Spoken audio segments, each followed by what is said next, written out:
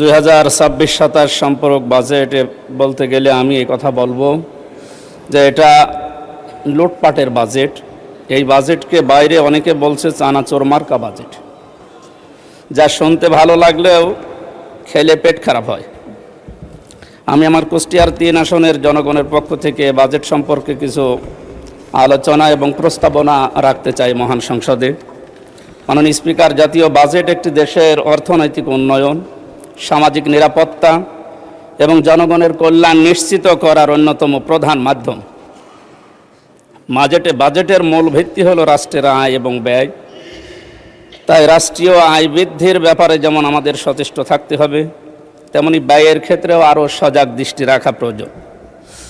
মাননীয় স্পিকার, অতি প্রয়োজনীয় উল্লেখযোগ্য ব্যয়ের খাত চিহ্নিত করে দক্ষ ব্যবস্থাপনার মাধ্যমে জনকল্যাণের স্বার্থে অগ্রাধিকারের ভিত্তিতে যথাযথভাবে ব্যয় করতে হবে, এটাই আমরা মনে করি। রাষ্ট্রের আয় বৃদ্ধির জন্য কর প্রশাসনের আধুনিকায়ন, কর ফাঁকি রোধ, অর্থ পাচার, রপ্তানি বৃদ্ধি এবং বিনিয়োগ বান্ধব পরিবেশ সৃষ্টি করতে হবে। একই সঙ্গে সাধারণ মানুষের ওপর অতিরিক্ত করের চাপ না বাড়িয়ে রাজস্ব আহরণের নতুন ক্ষেত্র খুঁজে বের করতে হবে। দেশের সবচাইতে বড় গুরুত্বপূর্ণ বিষয় হচ্ছে বেকার সমস্যা। এই বেকার সমস্যা নিরসনে শিল্পায়নের প্রতি বেশি গুরুত্ব দেওয়ার প্রয়োজন। বৈদেশিক রেমিটেন্স বৃদ্ধির প্রতি বিশেষ গুরুত্ব আরোপ করা অধিক প্রয়োজন। মাননীয় স্পিকার, ব্যয়ের ক্ষেত্রে শিক্ষা, স্বাস্থ্য, কৃষি, যোগাযোগ, সামাজিক নিরাপত্তা এবং কর্মসংস্থান খাতকে অগ্রাধিকার প্রদান করতে হবে। মাননীয় স্পিকার, বাংলাদেশ কৃষি নির্ভর একটি দেশ। কৃষিক্ষেত্রে যত উন্নয়ন হবে দেশ তত অর্থ সমৃদ্ধ হবে। এজন্যে কৃষকদের স্বল্প মূল্যে সার, বীজ এবং শুল্ক মুক্ত কৃষি সরঞ্জামাদি সরবরাহ করা প্রয়োজন। শিক্ষা খাতে বাজেট বরাবরই কম থাকে, এবার যতটুকু হয়েছে আমরা চাই বিশেষত বাংলাদেশের বিশ্ববিদ্যালয়গুলোর গবেষণার ক্ষেত্রে এই বাজেটের সঠিক ব্যবহার যেন করা হয় এবং গবেষণার জন্য বাজেটকে আরও বৃদ্ধি করা দরকার। এই বাজেট এত কম যে তা দিয়ে দেশে অর্থনৈতিক সমৃদ্ধিতে তেমন কোনো ইতিবাচক ভূমিকা রাখা সম্ভব হচ্ছে না বলে গবেষকরা জানাচ্ছে। মাননীয় স্পিকার, দেশের সংখ্যাগরিষ্ঠ মুসলিমদের জন্য প্রতিষ্ঠিত মাদ্রাসাগুলো যুগ যুগ ধরে অবহেলিত। ইবতেদায়ী মাদ্রাসা এবং সকল জেলা শহরে আমি একটা করে ফাজিল এবং কামিল মাদ্রাসা জাতীয়করণের মাধ্যমে মাদ্রাসা শিক্ষার উন্নয়ন ব্যবস্থা এবং এবারের বাজেটে আসলে বাজেট আরও যথার্থ হতো বলে আমি মনে করি। মাননীয় স্পিকার, যোগাযোগ ব্যবস্থার উন্নয়ন হলে দেশের অর্থনৈতিক সমৃদ্ধি ঘটবে বলে আমি মনে করি। তাই সারা দেশে রেল যোগাযোগ ব্যবস্থাকে আরও আধুনিকায়ন, উন্নয়ন এবং রেল সম্প্রসারণ করার জন্য জোর দাবি জানাচ্ছি।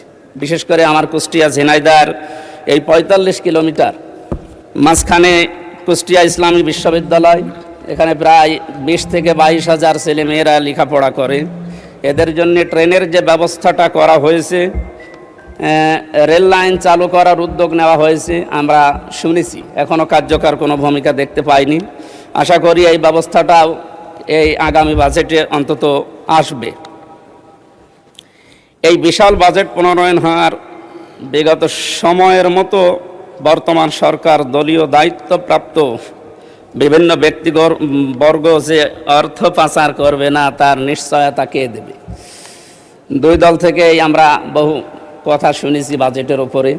আমার মনে হচ্ছে গতানুগতিক কথাই বেশি আসতেছে। ওনারা কথা তুললেই বলা হচ্ছে যে বাজেট নিয়ে সারা দেশে আনন্দের বন্যা মিছিল বয়। তাই আমরা বাজেট 11 জুন এটা উপস্থাপন করার পর সারা দেশের যে সমস্ত জায়গায় বিক্ষোভ মিছিল এবং মানববন্ধনের মতো যে প্রতিক্রিয়াগুলো দেখলাম, আমার মনে হয় এই মানুষগুলো কি ওনাদের দৃষ্টিতে মানুষ না বা এই দেশের জনগণ না? এরা যদি জনগণ হয় বা মানুষ হয় তাহলে তাদের এই প্রতিক্রিয়া কেন? সুতরাং বাজেট নিয়ে এক্ষেত্রে অর্থ প্রচার রোধে সরকারের সুনির্দিষ্ট কোনো পলিসি আমরা যেহেতু জানতে পারিনি। মাননীয় সদস্য, সময় তো শেষ। অসংখ্য ধন্যবাদ। বসেন প্লিজ। একটু একটু বসেন দয়া করে, আমরা একটু আগিয়ে নেই, বসেন। Will return back to you, thank you. জি জি জি, একটু বসেন, আমরা আসবো আপনার কাছে। আপনার স্বপ্নগুলো আকাশ ছুবে প্রবাসীর হেলিকপ্টারের মাধ্যমে। বিয়ে, জন্মদিন অথবা যে কোনো বিশেষ প্রয়োজনে হেলিকপ্টার ভাড়া করতে যোগাযোগ করুন স্ক্রিনে দেয়া নাম্বারে। প্রবাসীর হেলিকপ্টার, নিরাপদ ও সাশ্রয়ী বাহনের বিশ্বস্ত নাম।